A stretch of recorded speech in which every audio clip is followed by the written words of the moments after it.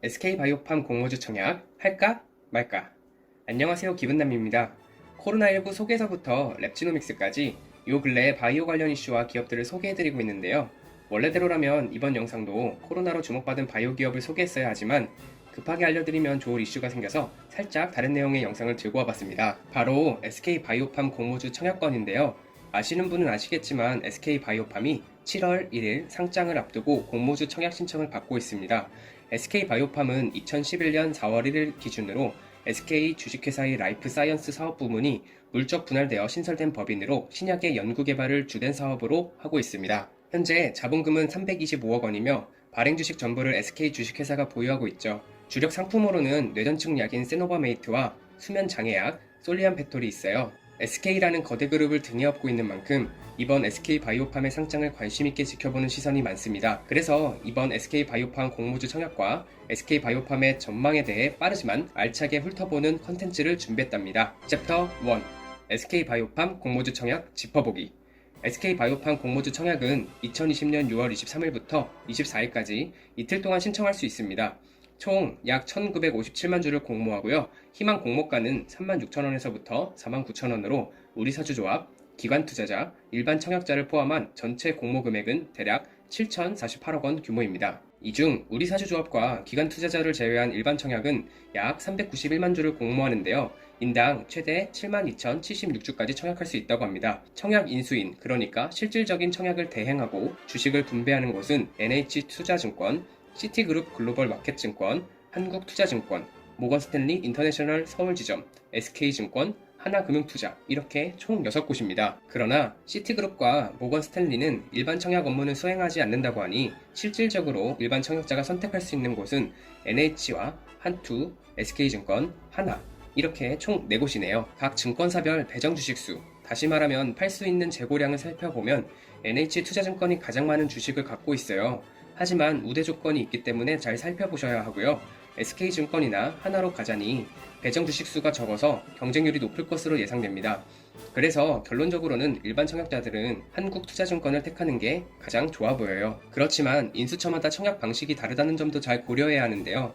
NH투자증권의 경우 청약 개시일 전에 개설된 청약 가능 계좌만 가지고 있으면 청약 자격은 충족하지만 청약 한도에 따라 우대 기준이 달라요. 청약 개시일 직전일까지 계좌를 만든 일반 청약자의 경우 최대 청약 한도의 72,076주의 절반인 36,038주밖에 신청할 수 없다는 것이죠. 여기서부터 우대 조건을 채울 때마다 실제 청약 한도가 점점 늘어납니다. 예를 들어 청약 개시 직전 3개월간 평균 잔고 3천만 원의 자산을 보유하고 있었거나 청약 개시 직전 3개월간 1억 원 이상의 주식 약정이 있었거나 청약 개시 직전 3개월 내에 가입한 NH의 최초 신규 고객 혹은 직전 1개월 내 재유입 고객이면서 직전 월말 주식 약정이 1억 원 이상일 경우는 청약 한도가 100%까지 올라가고 여기서 또 조건들에 따라 최대 250%까지 올라가요. SK증권의 경우도 비슷합니다. 자격 자체는 청약 당일까지 위탁계좌를 개설하는 것이지만 자산 보유 현황에 따라 일반 고객과 우대 고객을 나누고 일반 고객에게는 부과되는 청약 수수료를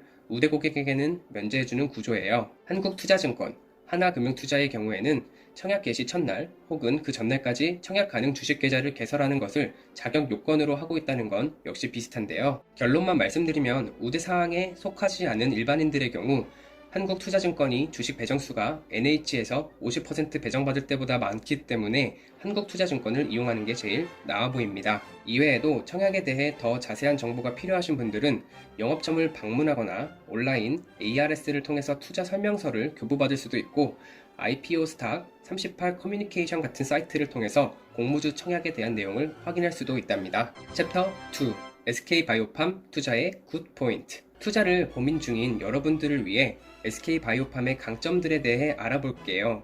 첫 번째, SK바이오팜은 SK의 계열사입니다.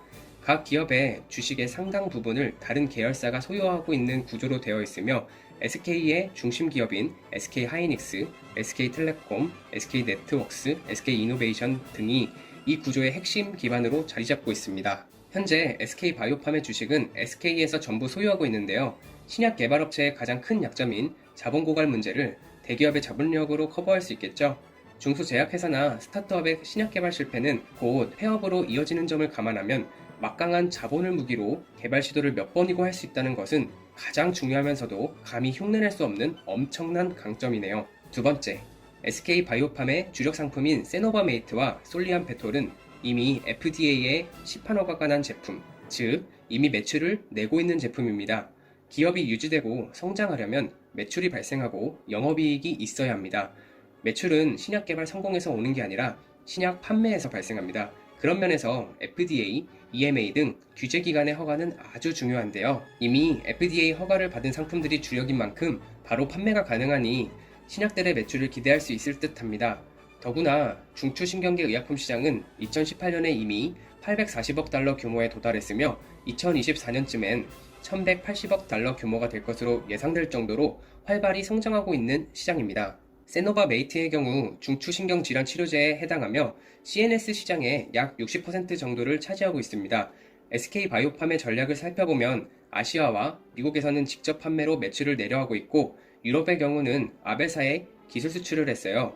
이 기술 수출 덕분에 2019년 세노바메이트로 발생한 매출이 1170억 원이라고 합니다. 솔리안페톨의 경우는 아시아만 직접 판매이고 미국과 유럽은 재즈사를 통해 기술 수출을 했어요. 2019년에는 66억의 매출을 냈고 2020년 1분기에는 벌써 39억 원의 매출을 올렸네요. 다만 매출액은 점점 오르는 반면 영업이익은 많이 줄긴 했지만 아직까진 마이너스예요. 아마 SK 바이오팜에서 영업이익 개선을 위한 직판체제 구축, 파이프라인 임상 등 꽤 공격적인 투자를 하고 있기 때문에 영업이익 적자는 한동안 지속될 것 같습니다. 세 번째, 신경의학, 정신의학 계열 신약은 FDA 허가 승인율이 매우 낮습니다. 신경의학 계열 의약품의 경우 승인율이 8%밖에 되지 않으며 정신의학 계열 의약품은 그보다도 더 낮은 6%밖에 안 되죠. 그럼에도 불구하고 SK 바이오팜은 그 어려운 FDA 통과를 해냈다는 것인데 이것만 봐도 SK 바이오팜의 경쟁력을 알 수 있네요. 그뿐만 아니라 이미 신약이 될 수 있는 후보군 물질들을 다수 보유하고 있다고까지 하니 거품뿐인 기업은 아니라는 판단이 설 수 있을 것 같습니다. 네 번째, 제품들의 마약성 부작용이 적습니다. 마약성 성분이 포함되어 반드시 주치의의 처방전이 필요한 의약품에는 DEA 마약류 등급이 붙습니다. 세노바메이트와 솔리안페톨은 가장 위험하지 않은 마약류 등급을 받았습니다. 이것은 마약성 의약품의 부작용인 약물 의존성을 대폭 줄였다는 얘기죠. 그만큼 SK 바이오팜의 기술력을 증명할 수 있는 척도가 될 것 같습니다. 챕터 3, SK 바이오팜 투자의 배드 포인트. 강점을 알아봤으니 약점 또한 파악해줘야겠죠. 우선 현재 세노바메이트와 솔리안페톨로 대표되는 SK 바이오팜의 기술력은 분야를 엄밀히 따지면 바이오 의약품이 아닌 화학 합성 의약품이에요. 바이오 의약품의 경우 완전히 동일한 생산이 어렵기 때문에 바이오 시밀러라는 이름이 붙고 화학 합성 의약품의 경우 동일한 복제가 가능하기 때문에 제네릭이라는 이름이 붙습니다.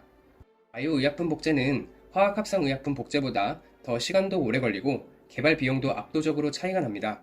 당연히 제품 가격도 제네릭 쪽이 훨씬 저렴하죠. 다시 말해 SK 바이오팜이 개발한 약이 신약이긴 하지만 화학 합성 의약품이기 때문에 추후에 타 회사에서 제네릭을 개발하여 따라오기 쉽다는 겁니다. 화학 합성 의약품의 경우 복제약이 많이 나오게 되면 제품 가격이 저렴해지고 이에 따라 영업이익을 많이 챙겨가기도 어려울 것이 분명하죠. 두 번째, 해외 수출에 직접 판매가 가능할지에 대한 의문입니다.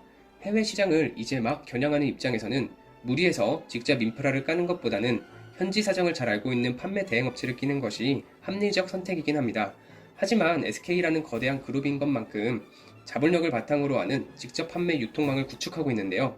아직 SK라는 브랜드가 바이오, 제약 분야에서 글로벌한 브랜딩을 성공하지 못했기 때문에 과도한 투자가 아닐지 우려됩니다. 세 번째, 세노바메이트의 임상실험 중 발생한 사망사고에 대해 소송이 걸린 상태입니다. 미국에서 세노바메이트의 임상실험을 진행하던 도중 부작용으로 사망사고가 발생했고 이에 대해 2016년 6월에 소송이 제기되었습니다. 소송은 현재도 진행 중이며 결과를 예측할 수 없습니다. 물론 이후에 FDA 승인이 나기도 했고 임상실험에 대한 보험이 들어져 있긴 하지만 아직 소송 중이기 때문에 가적인 손해배상 소송이 더 제기되거나 부작용에 대한 책임이 더 높게 판결될 경우 SK 바이오팜의 재무 안정성에도 위협이 될 수 있는 상황입니다. 종합해보았을 때 위와 같이 언급된 장단점 중 가장 중요하다는 것만 생각하여 뽑자면 장점으로는 SK가 가진 어마어마한 자본력을 바탕으로 바이오 분야에 진출한다를 뽑을 수 있고요. 단점으로는 바이오 의약품이 아닌 화학 합성 의약품이기 때문에 시장 자체가 크진 않으며 경쟁사들이 생각보다 빨리 따라올 수 있다 로 요약할 수 있겠습니다. 오늘은 SK바이오팜 공모주 청약에 대해 알아보았습니다. 다른 여러가지 하고 싶은 얘기도 많았지만 가장 중요한 점 2가지, SK바이오팜 투자 결정을 고민하게 하는 여러가지 좋고 나쁜 이슈와 청약 신청 시 자신에게 맞는 인수처를 고민해야 한다는 점을 집중적으로 설명드렸습니다. SK바이오팜 청약 신청하실 건가요? 안 하실 건가요? 영상이 유익하셨다면 좋아요, 구독, 알람 설정 부탁드리고요. 궁금하신 내용이 있으시다면 댓글로 추천 많이 해주세요. 그럼 다음 영상에서 만나요.